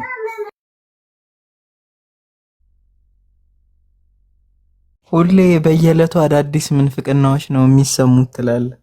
ከባለፈው ደግሞ የባሰ ማለት ነው እንዴ! ማይክ በጨበጠ ቁጥር ነው የሚመነፍቀው ሰውየው። ይለያል። እሱ ተነስቶ ራሱ የሆነ በስማም ሲል ነው በቃ ነገሮች የሚበላሽ። ይሄን ያህል እንግዲህ አስቡት። እኛ ያለን ታቦተ ጽዮን ነው። ስራው አልተቋረጠም። አሁንም እንጠቀምበታለን ካለ ይሄ ሰውዬ አሁንም ሳይነግሩን የክርስቶስን ስጋና ደም ሳይሆን የሆነ ፍየል፣ የሆነ በግ፣ የሆነ በሬ ነው እየሰው የሚሰጡ ማለት ነው በሱ አስተሳሰብ። ይሄን ያህል ነው የቀለለው ማለት ነው ሰውዬው። ይሄን ያህል ነው ትምህርት ላይ የመነፈቀው። እንዴት ዝም ሊባል ይችላል? እያንዳንዱ ቪዲዮዎች እሱ ያስተማረባቸውን ቪዲዮዎች አብሶ የባለፈው ሳምንትና የአሁኑ ሳምንት ለሊቃውንት ጉባኤ ተሰጥቶ ተመርምሮ ሰውየው ምንፍቅና አለብህ ተብሎ ትምህርት ሊሰጠው ቁጭ ብሎ ቀኖና ሊወስድ ይገባል ነው እያልን ያለው። ሌላ ክፋት አይደለም፣ ሌላ ነገር አይደለም። የክርስቶስ ትምህርት በሚሰበክበት በምህረት አብደ ምህረት ላይ እንደዚህ አይነት ምንፍቅና ሲያስተምር እንግዲህ አስበው፣ ዶክተር ዘሪሁን መምህር ዘሪሁን መባል እየተቻለ ሊቀ ሊቃውንት ተብሎ ነው በፕሮግራም መሪው የተመሰገነው። ስለዚህ ዲያቆን ልዑል ሰገድ፣ እዛ ያላችሁ ፕሮግራም መሪዎች፣ አብራችሁ የዘመራችሁት፣ ጸሎት ከፍታችሁ ያስጨረሳችሁት ካህናት፣ ስብከተ ወንጌሉ፣ አስተዳደር ጽሕፈት ቤቱ፣ ሰንበት ትምህርት ቤቱ፣ ትምህርት ክፍሉ፣ እያንዳንዱ ነገር ይሄ ይመለከተዋል። ይሄ ቃቃ አይደለም እዚህ ጋር የተያዘውና እባካችሁን ቆም ብላችሁ እንድታስቡ እንፈልጋለን። ማመልከቻ መግባት ካለበት ማመልከቻ ይገባል። ይሄ ሰውዬ ርዕሰ ሊቃውንት የምን ሊቀ ሊቃውንት ነው? ርዕሰ ሊቃውንት ነው የተባለው እንግዲህ እና በቅርቡ ጉባኤ ቤት እንጀምራለን ብላችሁ አባ ገብረ ኪዳንን መታችሁ ያስባረካችሁ በሳቸው የበላይ ጠባቂነት ጉባኤ ቤት ይከፈታል የተባለበት ደብር ላይ እንደዚህ አይነት ምንፍቅና ሲነገር ሊቅ የሌለበት ቦታ፣ ትምህርት የሌለበት ቦታ፣ አስተማሪ እንኳን ዞር ብሎ ይሄ ነገር ስህተት ነው ተው አስቁሙት የሚል ሰው እንደሌለን ያየነውና ጭራሽ ባለፈው ሳምንት ለምን ተናገራችሁኝ ብሎ የሰደበ ሰው ነው። የተሳደበ አውደ ምሕረት ላይ የተሳደበ ሰው ነውና እንድታርሙት እንፈልጋለን። ከመድረክ ዞር ሊል ይገባል። በቃ በዚህ ምንፍቅናው አውደ ምሕረትን ሌላውን ደገኛ መምህርን ሊሻማ አይገባም ባይነኝ። እስቲ የምትለው ነገር አለ? እኔ ልጄን ላስተኛ። አይ እኔ ላይ ከአንዳንድ ሰዎች ኮመንት ሴክሽን ላይ ያየው ነበረ፣ ለምን በውስጥ አትናገሩም ምናምን አይነት ነገር ማለት ነው። እና ንግግሩ በአደባባይ ነው። ከአደባባይም አልፎ በዩቲዩብ እና እዚህ ቲክታክ ላይቭ ላይ የተደረገ ንግግር እስከሆነ ድረስ በአደባባይ የተደረጉ ንግግሮች ደግሞ ጉዳታቸው ትንሽም ጉዳት አይደለም። ስለዚህ ላይክ ምንፍቅናዎቹ ሊገለጡ ይገባል ማለት ነው። ከአንድ ሰው ይሄ ጀርባ ምንጊዜም ቢሆን አንዳንድ ንግግሮቹን አንማስክል ስታደርጋቸው ምንፍቅና ከሆነ ሪቪል የሚያደርገው ያ ሰው በቃ ይሄ ዝምተኛው ገዳይ ነው የሚሆነው ማለት ነው። አንዳንድ ምንፍቅናዎች ደግሞ ምናልባት ስታያቸው በራሱ ይሄ ትክክለኛ ትምህርት ራሱ ይመስላሉ። ለምሳሌ አሁን አንድ ኢትዮጵያዊነቱን ለሚወድ ክርስቲያን ስለ ታቦተ ጽዮን እንዲህ ብትነግረው በቃ ይሄ ነገር እውነት ነው ብሎ ነው የሚቀበለው እንጂ ይሄ ላይክ ምንፍቅና የተናገረ እንደሆነ የክርስቶስን ስጋና ደም መስዋዕትነት እያክፋፋ ኢቨን ይሄ በክርስቶስ ላይ መሳለቅም ነው። ይሄ እንትን እያደረኩት አይደለም፣ እየለጠጥኩት አይደለም፣ ክርስቶስን መሳደብ ነው በቃ በጥቅሉ። ምክንያቱም ቤተክርስቲያን ዛሬም ነገም ነገ ወዲያም እስከ ዘላለም የምትሰዋው አማናዊውን የክርስቶስ ደም አልባውን መስዋዕት ነው። ስለዚህ ከዚህ መስዋዕት ውጭ ቤተክርስቲያን ምንም አይነት መስዋዕት የላትም። ሌሎች የአንደበት መስዋዕት፣ የዕጣን መስዋዕት፣ የመብራት መስዋዕቶች እንኳን ቢኖሩ በዚህ ውስጥ የሚጠቃለሉ ናቸው። ፍጻሜያቸውን በዚሁ በክርስቶስ አማናዊ ስጋና ደም መስዋዕትነት የሚጠቃለሉና የሚያርጉ ናቸው። በዚህ ካታጎራይዝድ የሚሆኑ ናቸው። ስለዚህ እኛ ሌላ መስዋዕት የለንም። ታቦተ ጽዮንን እንግዲህ ቤተክርስቲያን ኦፊሻል የሆነ ዶግማ አይደለም። ባለፈውም ተናግረናል። ታቦተ ጽዮን ኢትዮጵያ ውስጥ ብትሆንም ባትሆንም ይሄ ታሪካዊ ነገር ነው፣ ዶግማ አይደለም፣ ትምህርት አይደለም። ታቦተ ጽዮን ኢትዮጵያ ናት፣ ይሄን አለማመን ከድህነት ያወጣል የሚል ትምህርት ቤተክርስቲያን የላትም። ታቦተ ጽዮን ኢትዮጵያ ብትሆን ክብር ነው፣ ለሀገራችንም ለቤተክርስቲያናችን ክብር ነው፣ ድምቀት ነው። ከዛ ውጭ ደግሞ ታቦተ ጽዮን ባትኖርስ ኢትዮጵያ ውስጥ ባትኖርም ደግሞ የትምህርት አይደለም፣ አስተምሮ አይደለም፣ ታሪካዊ ሁኔታ ነው። በታሪክ የሚጠናና በታሪክ የሚታይ ነገር ነው። ስለዚህ ታሪክና ባህል ሃይማኖት መለያየት በጣም አለባቸው ማለት ነው። ለኔ ኢትዮጵያ ውስጥም ታቦተ ጽዮን ብትኖር አክሱም ጽዮን በራሱ ኔትወርክ እምቢ አለኝ። እስኪ ይቅርታ ኢዮባን አስገቡልኝ። ኔትወርክ እምቢ አለኝ ከይቅርታ ጋር ኤርሚታ ሞዴሬተር አይደለሁም። አይ ከስር ያሉት ሞዴሬተሮች ነው አስገቡልኝ እያልኩኝ ነው። እና ቀጥል እስኪ ይሄንን ነገር መለያየት የሚያስፈልገው ማለት ነው። እና ይሄ ሁሉም ንግግሮች ጀርባ ላይ አንማስክድ ሲደረግ ምንፍቅናዎቹ አንዳንድ ምንፍቅናዎች አንማስክድ ሲደረጉ ነው እንጂ ከላይ ንግግራቸው የሚያምርና ይሄ እንትን ሪቶሪካሊ ስታያቸው ምናምን ኮንሲስተንስ ምናምን ነው የሚመስሉት ማለት ነው።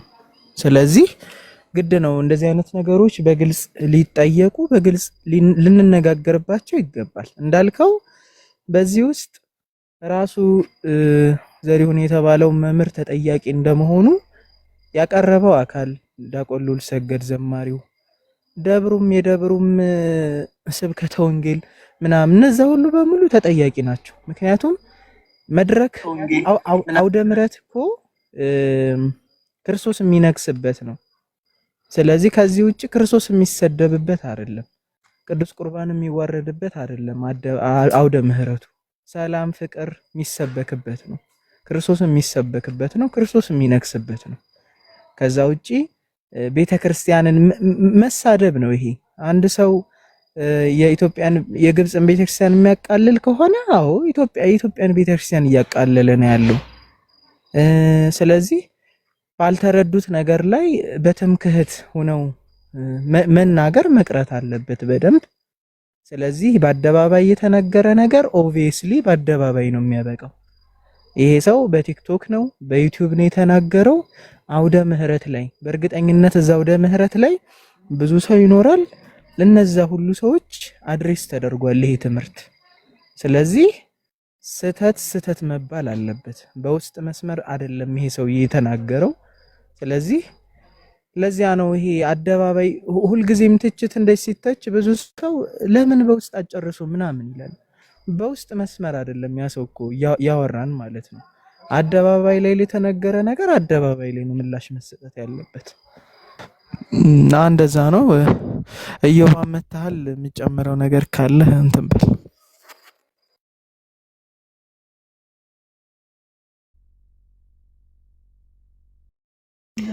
እኔ አይታየኝም እዮባ፣ የሚታየኝ ኡስታዝ ብቻ ነው። ፖፕ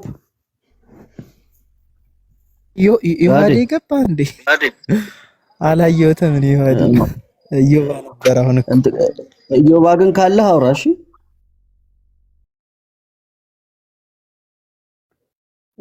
ሰምተኳል እንዴ ዮሐዴ? ምን ቪዲዮውን እንዴት አመሻችሁ? ሰላም ብያለሁ። ኤስዲ የጠፋ ሰው ከስንት ጊዜ በኋላ ተገናኘ።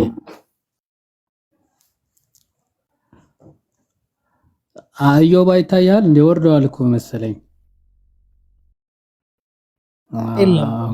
እዮባ ወጥቷል። ገስት እየላከ ይታየኛል፣ ግን እንትን እኮ እምቢ አለኝ። ተቀብዬዋለሁ እኔስ። እሺ ሰምተህ ይሆን የዛሬውን? የዛሬ እዛ ግሩፕ ላይ የተላከውን እየሰማሁት ነበርና የተለቆ ነው ደግሞ ድጋሚ ነው ወይስ እንዴት ነው?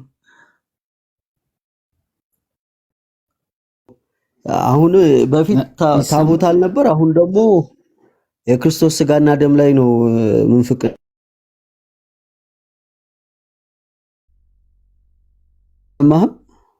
እለት አዲስ ነው የምንሰማው። ሙሉን አልሰማሁትም ማለት ነው። እለት አዲስ እንሰማለን። ደግሞ ስጋና ደሙ ላይ ምን ተባለ? እኔ እንዲህ ብለው ነበር ምናምን የሚለውን ነበር ያየሁት። የጌታ ማዕድ የሚለው አንደኛ ቆሮንቶስ 10:14 ላይ ያለውን የዝክር ጽዋ ነው አለ የማህበር ማለት ነው። የ10 24ቱን ነው የሚለውን የዝክር ምናምን በላው ማህበር አለ አይደለ? ያ ነው ያንና ያጋንንትን የዝክር ነው። ጽዋ። አዎ ዝክር።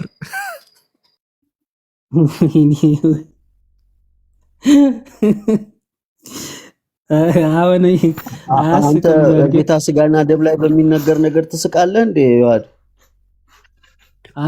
ሰውየው ሊቀ ምን ሆነ ነው? ሊቀ ጠበብት ነው።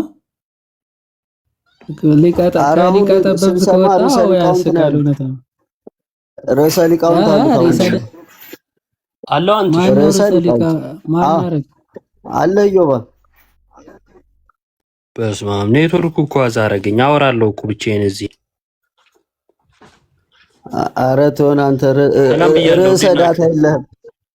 ርዕሰ ዳታ የለህም አንተ። አልሰማሁትም ነበር። አሁን ስታወሩ ነው የሰማሁት ምን እንዳለ። እስኪ አሁን ኔትወርኬ ስለሰራ ቀጥሉና እቀጥላለሁኝ። በደንብ የሰማችሁ ናቲ ነበረች እና ኦኔንዶፍ ነበር እንጂ መቀጠል ይቀጥላል። ግን በጣም የሚደብሩ ምንፍቅና 3-4 ምንፍቅናዎች ነበሩበት የዛሬው ራሱ ማለት ነው። እና እለት እለት እያደሳቸው እየጨመራቸው እየመጣ ነው ያለው። እንግዲህ ይሄንን የጌታ ማዕድና አጋንንት ማዕድን የጽዋ ማህበር ነው አለ። አሁንም የብሉይ ኪዳን ታቦት የብሉይ ኪዳን ስርዓት ነው አሁንም የቀጠለው እንጂ የአዲስ ኪዳን ስርዓት አይደለም አለን። ስለዚህ አሁንም የእንስሳ መስዋዕት ነው እየሰዋን ያለ ነው ማለት ነው። እንግዲህ አስበው። ሲቀጥል ሶስተኛ ደግሞ ሁሉም ጴንጤውም ሰው በሙላ በክርስቶስ አንድ ነው አለ ማለት ነው። ሰው በሙላ በክርስቶስ አንድ ነው የሚል ደግሞ ሌላ ተጨማሪ ምንፍቅና መጣ። ደግሞ ለየት ይላል። ትንሽ ስድብም ምራ አለበት።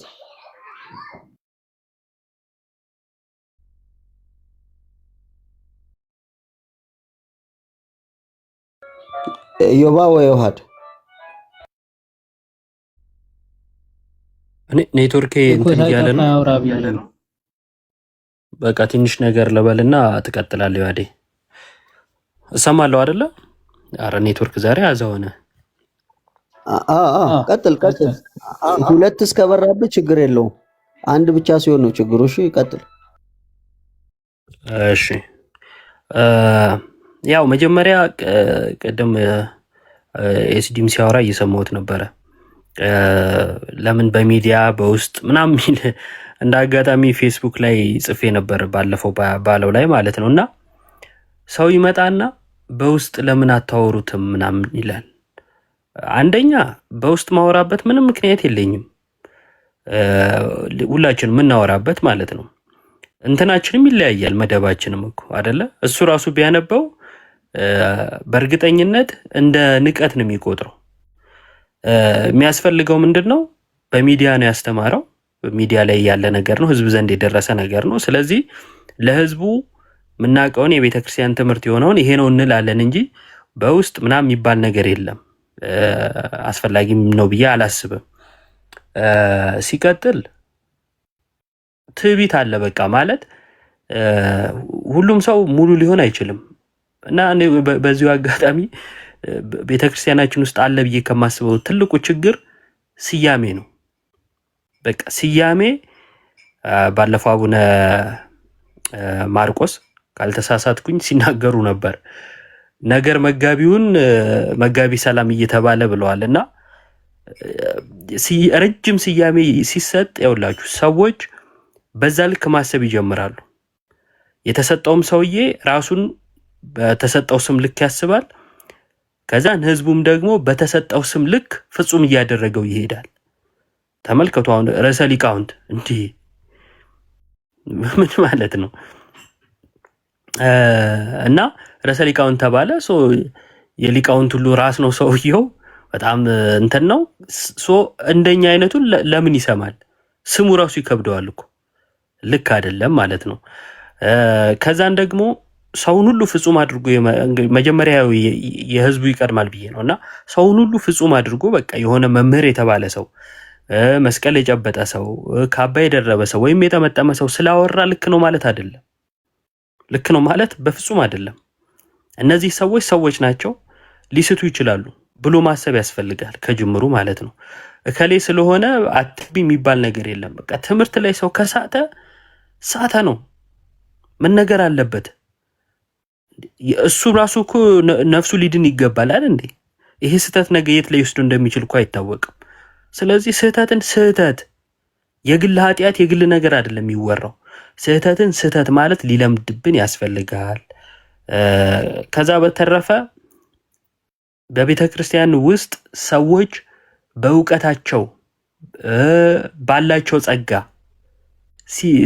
እንዲያገለግሉ ሲመደቡ ሲሳሳቱም በጸጋቸው በትምህርታቸው ወይም በእውቀታቸው ነውና ሲሳሳቱም ለማረም ይመቻል። በገንዘብ የገባን ሰው በምንም አታረሙትም። እመኑኝ፣ ይሄ ትዕቢት አይደለም ወይ የሆነ ነገር አይደለም፣ ራስን ከፍ ማድረግ አይደለም። በጥቅማ ጥቅም በገንዘብ በስልጣን ምናምን ይሄ በፖለቲካ ወዘተ እንደዚህ ተጨምላልቆ የገባን ሰው ታረም ብትሉት አይታረምም። ለምን ከተባለ ሲጀመርም ለማገልገል አይደለም የገባው፣ ለመገልገል ነው። ማለትም በገንዘቧ ግልጽ ነው። እና ዝም ብሎ አጫፋሪ አንሁን። ተሳስቷል ሲባል ግር ብሎ ሄዶ መሳደብ፣ እንዴት ተነኩብኛላችሁ አይባልም። ማን ነው እሱ? አንድን ፓትሪያርክ የፈለገ ሊያጠፉ ይችላሉ። አንድ መምህር ግን አንቺ እለዋለሁ ብሎ ማለት በፍጹም አንተ እያለ ተሳድቦ አንቺ ያላልኩትም ሼም ይዞ ነው አይነት ነገር ማለት እንዲህ የሚል ሰው እኔ በፍጹም ለኔ መምህር ሊሆን አይችልም። ሊሳሳቱ ይችላሉ፣ ሰው አይደሉ? ግን አንቺ ብዬ አላወራቸውም። የፈለገ ነገር ቢሆን ሰው እንዲያወራቸውም አይደለም። ክርስቲያን መምህር ይቅርና መናፍቁም እንኳን እንደዛ ብሎ እንዲጠራቸው እኮ አንፈልግም አይደል እንዴ? እዚህ ቲክቶክ ላይ እንኳን መምህራኖቻችንን እኮ ዲፌንድ ለማድረግ እንሞክራለን። እንደዚህ አይነት ሰው እኔ እንትን ሊሆን አይችልም። ከዛን ግን ባለፈው ትላልቅ ስህተት ተሳሳተ። ስህተት ነው መጽሐፍት ይላሉ። የቤተክርስቲያን መጽሐፍ ካሉ በቃ ሰውየው ተሳስቷል፣ አለቀ። ቤተክርስቲያን ካላለች እና እሱም አይባልም ካለና እኛ ይባላል ብንል ዳኛችን ቤተክርስቲያን ስለሆነች በቤተክርስቲያን ተዳኝተን እኛ ስህተት እንሆን ነበር። አሁን የምትዳኘው ቤተክርስቲያን ነች። ከመጽሐፍ እያሳያቸው አንዳንድ ሰዎች ሰግጠው እሱ ልክ ነው ይላሉ። መጽሐፉ ቢልም ልክ ነው። ስለዚህ ከቤተክርስቲያን ትምህርት ይልቅ በሰው እንትን ይሄ ምንድነው ሰው መከተል ስላለ ማለት ነው።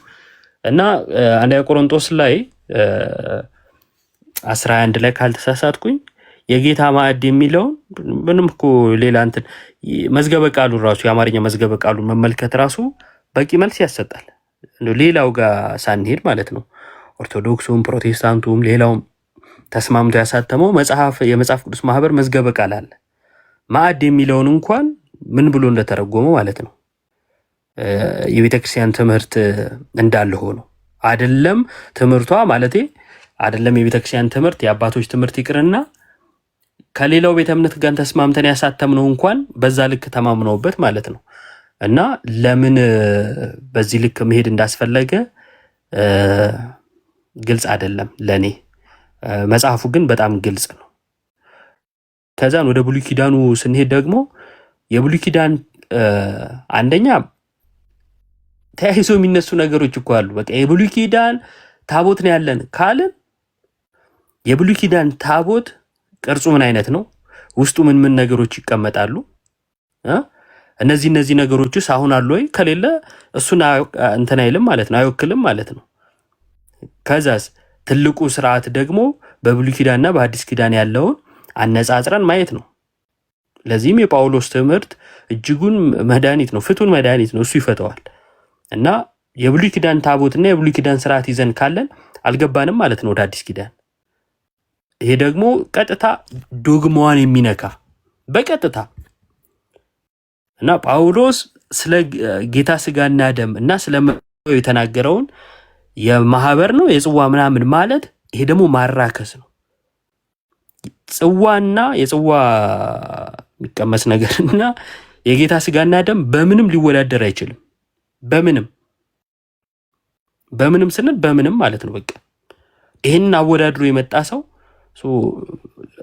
ርቋል ማለት ነው ከቤተ ክርስቲያን ትምህርት እና በደንብ ምላሽ ሊሰጥበት ይገባል። በደንብ ስህተት የሆነው ነገር በቪዲዮም በምንም አጉልቶ ማሳየት ያስፈልጋል። ምክንያቱም የነፍስ መዳን ስለሆነ ማለት ነው።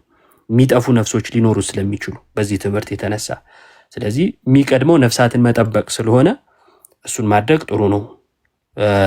ኮሜንት ላይ ያየው ነበረ።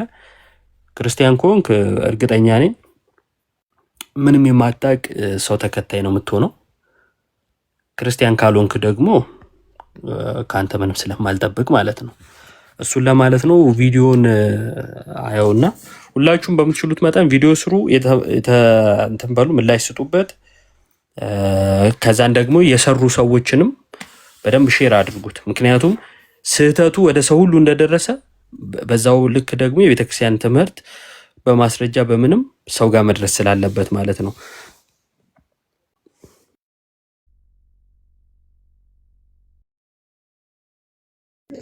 መልካም ቃሎት ያሰማልን። ዮሐዴ ትቀጥላለህ።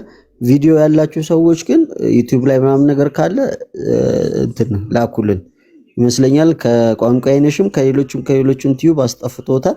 ሪከርድ ያደረጋችሁ እነ ሰላም እነ ቲጂ ምናምን ካላችሁ ግን ያዙትና በደንብ የሚያስፈልግ ነው፣ ለማስረጃ የሚያስፈልግ ስለሆነ ማለት ነው። ዮሐዴ ቀጥል።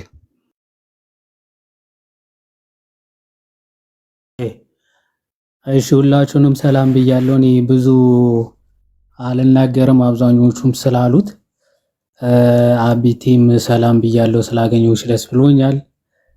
በአጭሩ አሁን እንኳን እኔ የተናገራችሁት ቪዲዮ ምናምን በደንብ አልሰማሁትም ነበር ጭራሽ እንደዛም ከተባለ ማለት ነው። እና ከዚህ ምንድነው የምንረዳው? አንድ ትዕቢት በጣም አስቸጋሪ እንደሆነ ነው የምትመለከቱት።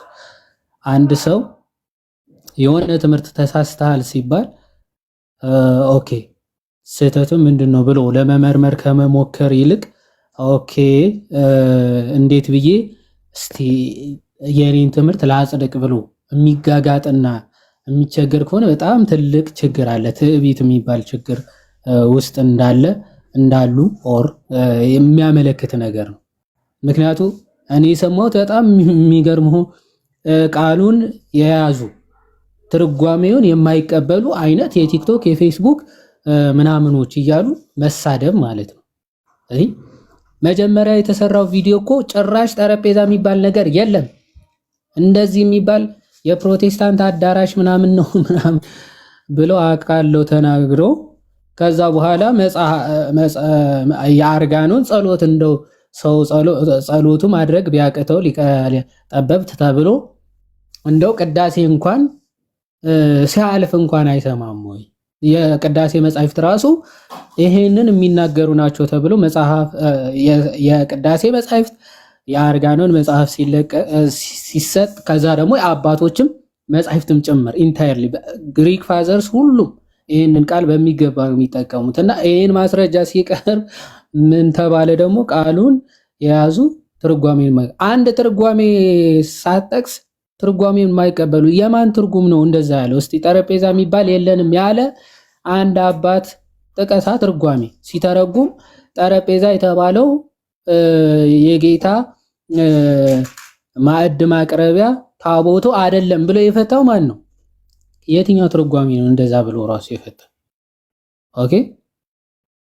ስለዚህ ትርጓሜውን ከያዝን ትርጓሜውን የምንቀበል ከሆነ ትርጓሜው የሚናገሩት አባቶች መቀበል መቻል አለብን ማለት ነው። የትርጓሜው አባቶች በሚገባ መቀበል አለብን። ለምሳሌ የቅዱስ ዮሐንስ አፈወርቅ የኤፌሶን መልእክቱ ሲተረጉም ሆሚሊ 3 ላይ ቃል በቃል ይላል የጌታ ጠረጴዛ ብሎ ሆሊ ቴብል ይለዋል። ቅዱሱ ጠረጴዛ ብሎ ይጠቅሰዋል ማለት ነው።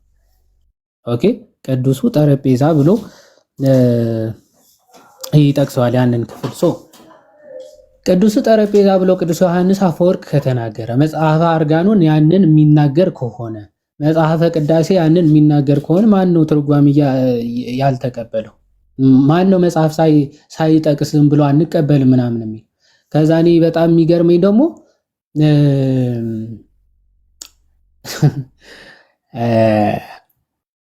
እዛ ያለ ስብከተ ወንጌል ማለት የሚሰበክበት ደብር ስብከተ ወንጌሉ እንደዚህ አይነት የስህተት ትምህርት ተላልፏል ተብሎ ከተነገረ በኋላ ጭራሽ ማስረጃ ሳይጠቀስ ደግሞ ሌላ የኑፋቄ ትምህርት ያዘለ ትምህርት ሲተላለፍ እንደው ማንም ሃይ ሚል እንደሌለ የምትመለከቱ ማለት እዛ ክፍል ላይ ስፔሲፊካሊ አሉ። ግን መቆጣጠር መቻል የደብሩ ስብከተ ወንጌል ኃላፊነት ነው የሚሆነው።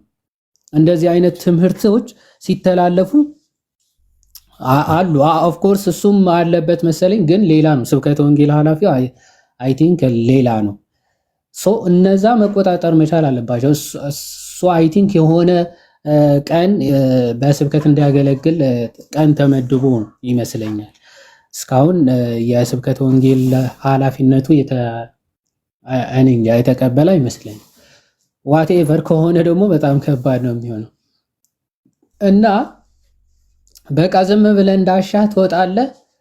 ህዝብ የሚሰማ ህዝብ አለ። ፕላስ ደግሞ አሁን ሚዲያ ላይ ጭራሽ እየተለቀቀ ነው ማለት ነው። ትምህርቱ ሚዲያ ላይ ነው እየተላለፈ ያለው። ሶ ለሚሰማው ህዝብ ፕላስ ደግሞ ለመናፍቃንም ጭራሽ ሌላ ግብአት የሆነ ትምህርቶች ናቸው እየተላለፉ ያሉ። እንግዲህ እኔ በቅድስት ሥላሴም አስተምሯል ተባለ።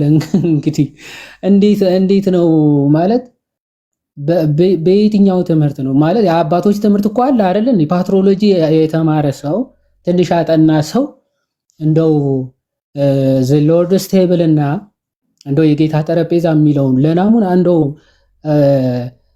እንዴት ሳይማር ሰው ሊያልፍ ይችላል? ሊተርጂ ሳይማር ሰው እንዴት ሊያልፍ ይችላል? ቅድስት ሥላሴ ከተማረ ማለት ነው። ሊተርጂ እኮ አለ። ሊተርጂ ክላስ ውስጥ እንግዲህ ያንን ትምህርት እኮ አለ። እንዴት ነው ራሱ እንደዚህ ሊሆን የቻለው? እንዴት ነው ሊሆን እንደቻለ ራሱ አላቅም እውነት ለመናገር። ሶ የአባቶችን ትንሽ ያነበበ ስፔሻሊ ደግሞ ኦርቶዶክሳዊ የሆነ ሰው የብሉይና የሐዲስ ኪዳንን ታቦት ልዩነታቸውን ካላወቀ በጣም ችግር ነው። በተለይ እንደዚህ አይነት ደረጃ ላይ ያለ ሰው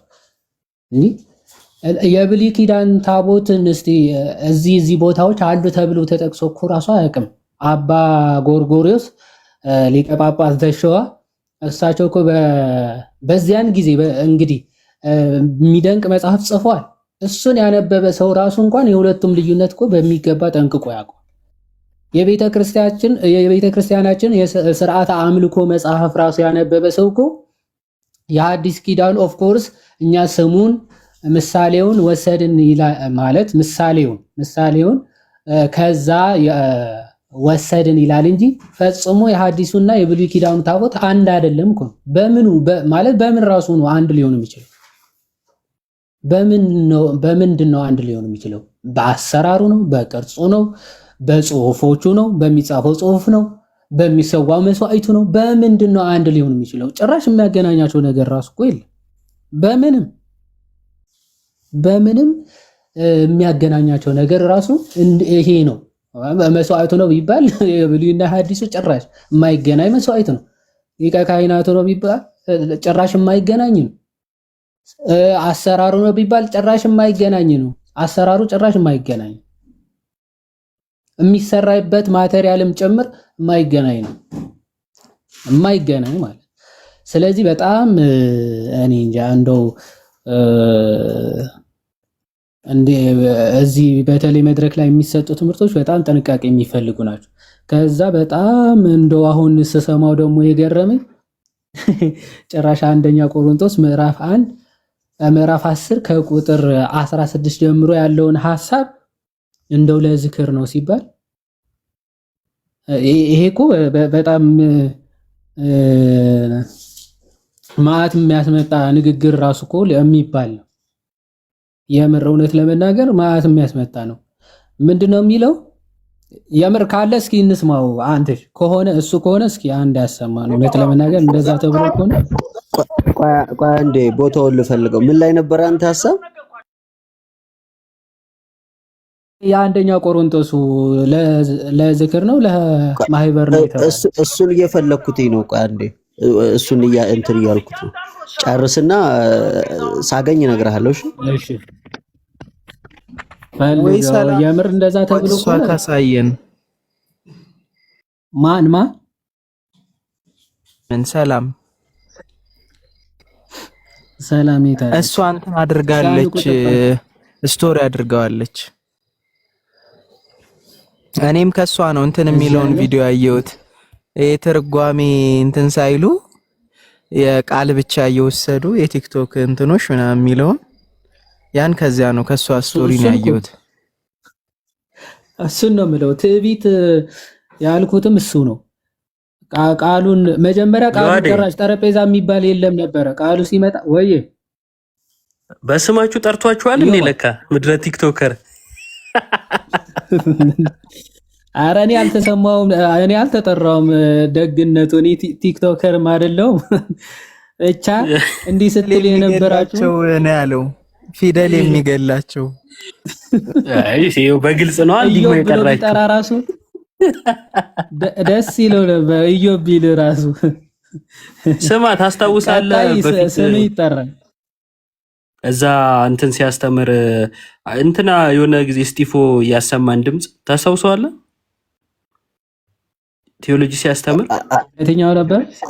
ኧረ ሰዎች የአብ ወልድ የመንፈስ ቅዱስ ስም ኢየሱስ የሚለው ማለት ነው። የአብ ወልድ የመንፈስ ቅዱስ ስም ኢየሱስ ብሎ እንትን ሲያስተምር፣ ኧረ አንትሽ ቆይ ፊቸሪንግ አትግባባክ። አንትሽ ምንድነው እሱ ማታስወራን? ድንገት ሳሳልፈው ታውቃለህ? ትራፔዛ የሚለውን ቴራዞ ብሎታል። አሁንም ሌላ እያወራን በቃ ቀጥሉ። ባሰ ከሱ ጋር እየዋለ ነው እንዴ ልጅ? ስማ አይሰማም። የእሱን ቪዲዮ እየሰማ እንግዲህ አሁን ትንሽ ቆይቶ ሌላ ነገር ስለሚያወራ ቀጥል አንተ። ስማ ቴራዞ ብሎታል ትራፔዛ የሚለው ብሏል። የምር ነው። እስቲ